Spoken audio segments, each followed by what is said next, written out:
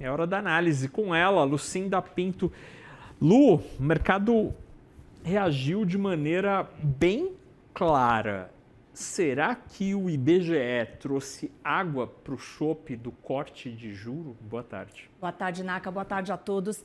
O mercado continua convicto de que vai ter corte e vai ser de 0,5 ponto percentual em março. O que o mercado revisou é a expectativa para frente. Então, a gente viu, de fato, como você citou aqui na abertura do jornal, uma correção mais importante na parte média da curva, que mostra o que o mercado espera para o ciclo total. Então, aquela ideia que começava a crescer entre os analistas, entre os operadores, de que poderia, em breve, haver uma aceleração no ritmo de corte para 0,75 ponto percentual, essa parece que agora saiu de cena.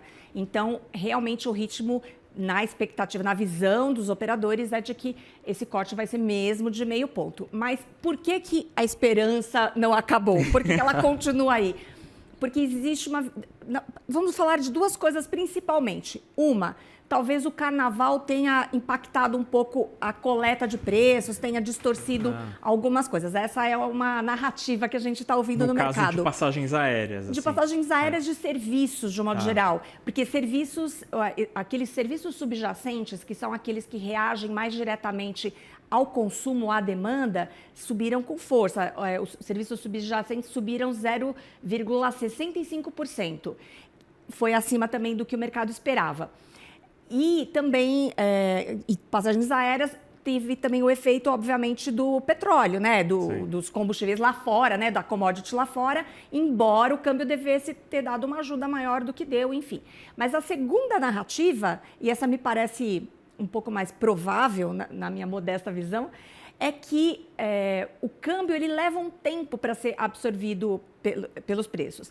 O impacto, especialmente quando o dólar cai, quando o real se valoriza, demora um pouco mais para os preços serem percebidos. Quando o dólar sobe, é mais rápido, né? Todo mundo já rapidinho faz lá os reajustes de preço. Mas quando ele cai, o mercado espera um pouco. O mercado, a economia real mesmo, né? Os comerciantes, as indústrias, quem fecha contrato, espera um pouco mais para sentir se aquilo vai se consolidar. Além disso, muita coisa que já está à venda vem foi precificada, né? Teve os seus insumos comprados num dólar anterior, num outro câmbio. Então, leva, em geral, cerca de 90 dias para ter esse repasse. Então, a visão dos analistas é de que esse alívio que a gente espera tanto vindo do câmbio tão valorizado começa a ser percebido na inflação de março.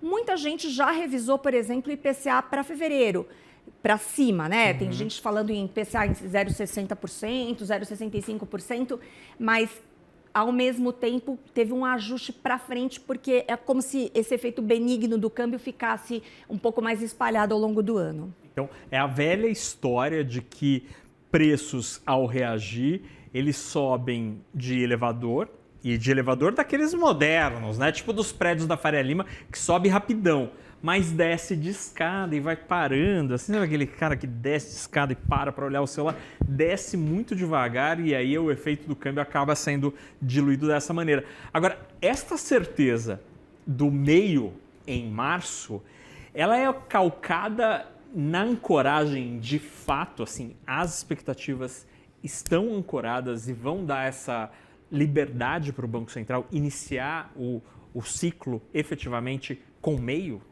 A gente está vendo a projeção de IPCA na Focus caindo semana a semana. Ela está distante ainda da meta de inflação de 3%, mas ela vem caindo. E essa visão de que o câmbio vai melhorar, vai trazer um benefício importante para a inflação corrente está animando muitos investidores, dando muita convicção. E a própria comunicação do Banco Central. Agora, claro, tem números aí para virem.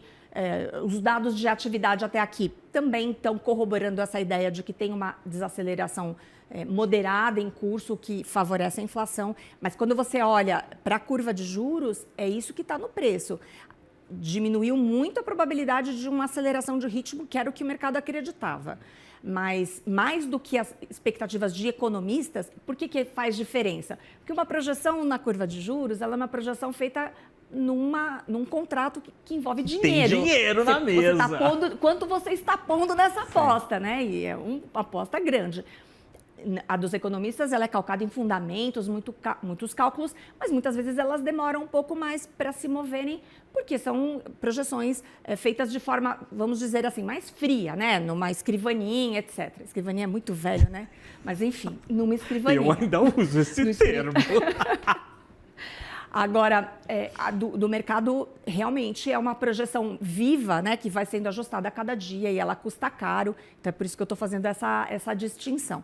Agora, Naka, eu queria chamar a atenção para um outro dado de inflação que saiu hoje, dos Estados Unidos, que é o PPI, a inflação ao produtor. E essa também deu um sustinho nos mercados e ajuda a explicar o dia negativo que a gente viu lá fora. O PPI subiu 0,50%. Com isso, a inflação ao produtor acumulada em 12 meses ficou em 2,9%. Perto ali dos 3%, distante, portanto, da meta de inflação. É uma inflação ao produtor, não é ela que tem que alcançar a meta, mas, de toda forma, ela mostra um efeito, provavelmente, das tarifas. Então, os economistas olharam para esse número e acenderam uma luzinha amarela sobre o efeito dessa guerra tarifária, afinal de contas, sobre os preços e o quanto isso vai atrapalhar aí a vida do Federal Reserve para voltar a cortar os juros. Não, e inflação ao produtor, hoje, é possivelmente inflação ao consumidor amanhã, né? Então, isso pode chegar aos supermercados. Agora, Lucinda, você mencionou como o mercado está calcando uma parte da sua leitura, da sua análise mais positiva com relação à inflação ao câmbio. De fato, o câmbio passa por um processo muito claro, né, de valorização do real, desvalorização do dólar, como você preferir. Isso tudo muito motivado pelo que acontece lá fora e não aqui, por causa das políticas comerciais de Donald Trump. Mas a gente está entrando num momento que não é um momento qualquer, que é a corrida eleitoral. E geralmente o câmbio é um cara que reage muito às eleições.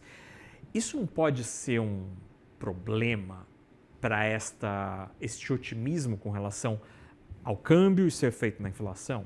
Vamos pensar que a corrida eleitoral começa a fazer efeito de verdade no segundo semestre. A gente já vê alguma instabilidade pontual, alguma volatilidade, como a gente viu essa semana.